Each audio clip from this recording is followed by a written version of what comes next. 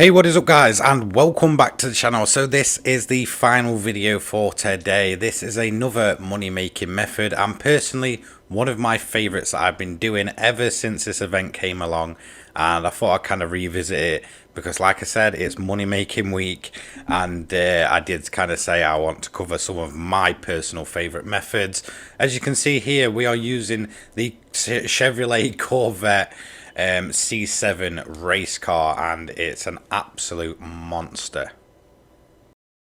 So if you want to buy it yourself, it is 450k from this Chevy dealership. So again, another car that can tackle Le Mans with a very cheap entry point. So nothing to really complain about in terms of, I guess, performance specs. It's definitely one of the more underappreciated Group 3 cars, but when it comes to looks and the sound of this thing, I absolutely love it. Hence why I've been grinding with it for such a long time at this point. Here's the tune you need, very simple, straightforward.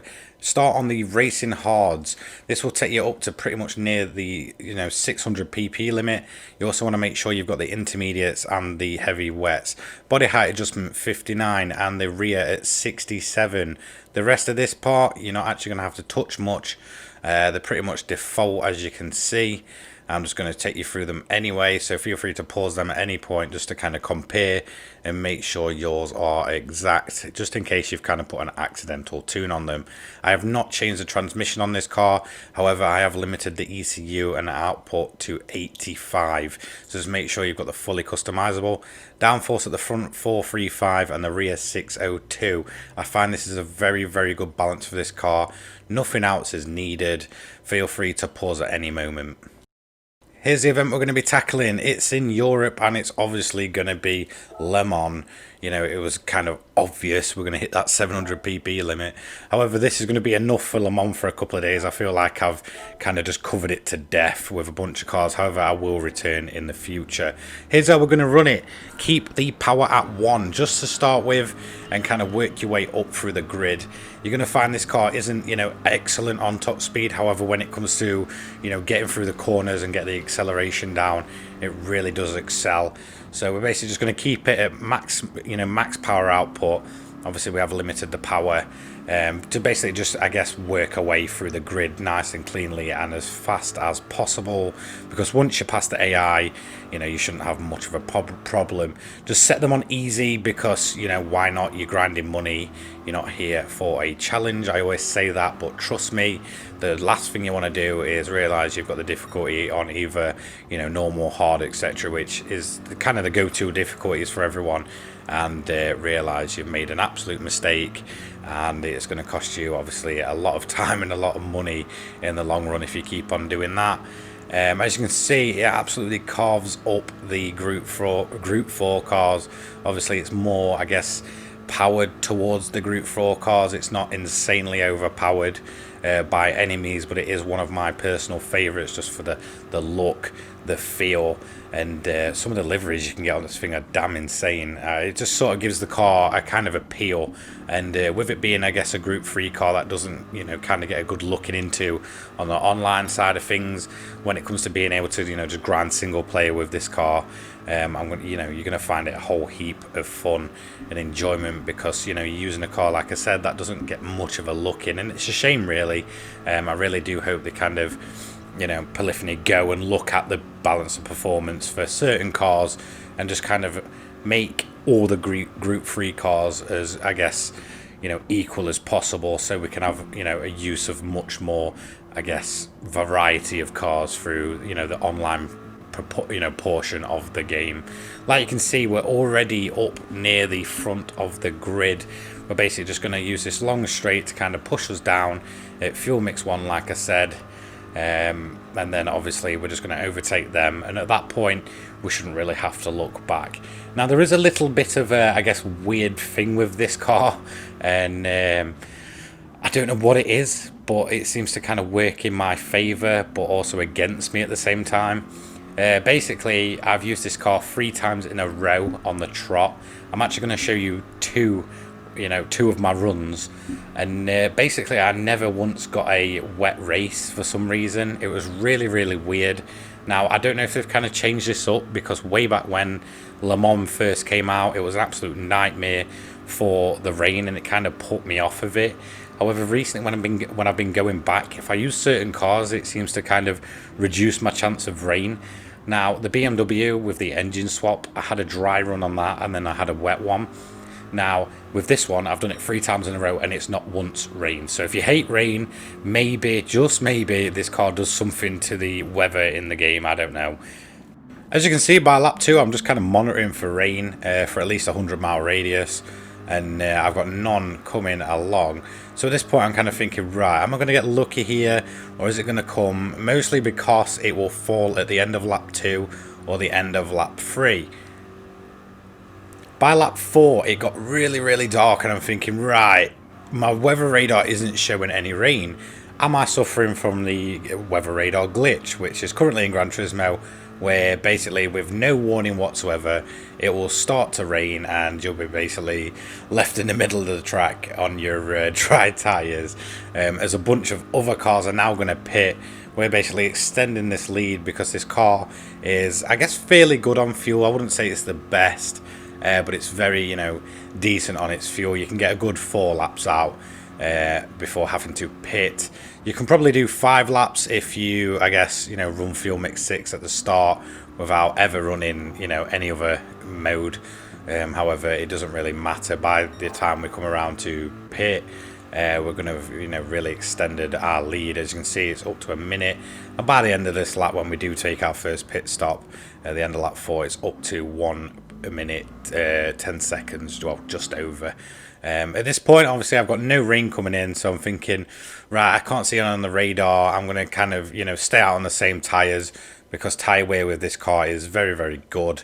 And I'm thinking, right, I'll just fill the car to full, and we'll keep on pushing.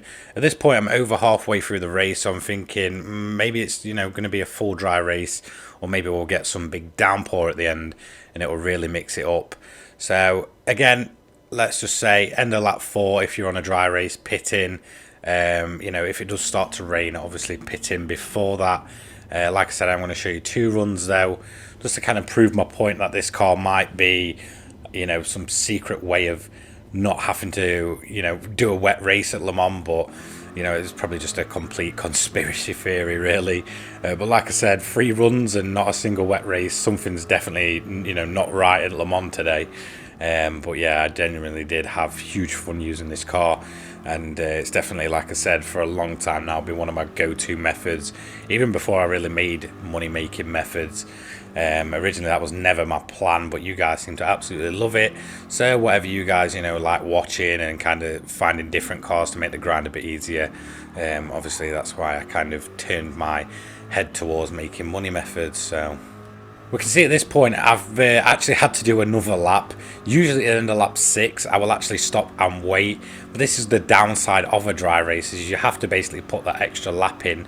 However, it's only around about a minute extra, purely because of the race goes by quicker. So it's a kind of a minute added on. Yes, you will have to do an extra lap if you get a dry run, but you're going to see that no problem at all. The AI's over nearly 2 minutes behind us at this point, and we're still charging on as we come up to the end nice and smoothly. The AI at this point is just nowhere to be seen, as we get a lovely 1.5 second track limit penalty. That was basically because I ran too wide at one of the last few corners. And as you can see, it's not actually going to affect our clean race bonus at all. The only way it will is obviously if you overtake during yellow flags, because we take a nice dry weather win. So no complaints there. It's kind of nice to run Le Mans in full dry conditions. Overall, we did it in a 31.05, so only a minute and 5 seconds over, I guess, a standard full 30 minutes, with a fastest lap of 4:14.794, which was our last lap there. So nothing to really complain about when it comes to raw pace of this car. Definitely one of the more enjoyable cars. Like I said, I've been running it for such a long time at this point. So here is run 2. Like I said, I just wanted to see, can I get a wet weather strategy in and kind of include that in the video, but it just wasn't meant to be today. Obviously, we're going to do basically the same again, take the lead nice and early on. I've actually ran it at full power 1 again, all the way just to kind of make our way through the grid. At this point, we're about 10 minutes into the race, so we're on lap 3 here, and I can see the rain coming. Now, I've monitored it, and I'm realizing that yes, this sort of set of rain clouds or whatever are actually going to land pretty much straight on top of me. It's definitely going to rain, but again, something really strange happened. So let's talk about it. You can see we've just had one bout of rain, and we're actually in the middle of a, I guess, dry spell before more rain's coming. However, you can see on the bottom left with the wet weather marker that it's still fine, to keep running dry tyres, and there was no loss in, grip performance or anything at that point. So, I can't really complain. I'm, thinking, right, maybe it'll rain again, it'll be really heavy. All the other AI pitted at this point on lap 4. Obviously, I'm in fuel mix 6 at this point, so I'm just cruising around before my pit stop. And the rain came down again, but again, the rain just kind of passed over. It wasn't kind of wet enough for the intermediates or anything, and I was thinking, right, I can see the AI pitting in. Is this going to work in my favour? Like, are they going to come out on dries and then have to pit in again for wets? But it wasn't meant to be, because by the end of lap 4, the whole track was pretty much dries. We overshoot a little bit. We're a little bit too quick into the pits. And I was thinking, well, what do I do with tyres? So again, I just didn't change them. I stayed on the hards again, and I pitted the car and basically took full fuel. So again, it's just really strange that I don't know if it is something with this car. I really want to say, if you want to drive, race, use the Corvette C7 Gr.3. But I don't want to kind of make those assumptions, because I'm probably bound to either run into a wet race in the next race that I do with this car, or you guys are going to try this method and be like, you told me it was going to be a dry race only. Why am I having to pit? And it's absolutely throwing it down with rain. But who knows? I just really don't know what went on here. This was actually my second run you're seeing gameplay from. I did a third run after it, and again got another dry race. So yeah, in a way it's kind of frustrating, because it isn't necessarily, I guess, a straight up win. If it does rain, you're pretty much guaranteed to win and have like nearly a 2-3 minute gap by the end. When it's kind of dry, you're going to lose about 20 to 30 seconds, I guess, pace wise or gap wise to the AI. As again, we've had to do another 7 laps and get a nice little penalty on one of the final corners again, and we're just going to come across another pretty much dry race. No need to pit onto the wet tyres, and we're going to win by over 2 minutes pretty easy. 7 laps completed, nice and simple, straight over the line, no complaining there, as we actually end up with 3 full dry runs, like I said. This time we did it in a 31:02.477 with a fastest lap of 4 minute 10.569 set on lap 7. So that was our final lap, beating the rest of the AI by 2 minutes 18.660, and taking that nice clean race bonus. So bulking up that bank account. So would I recommend using this car? Well, obviously, because this is one of my personal favorite methods. These are the methods where they may not be the fastest, but there's just something about the car or the track and just how it all mixes together that just feels so right. It might not be for everyone.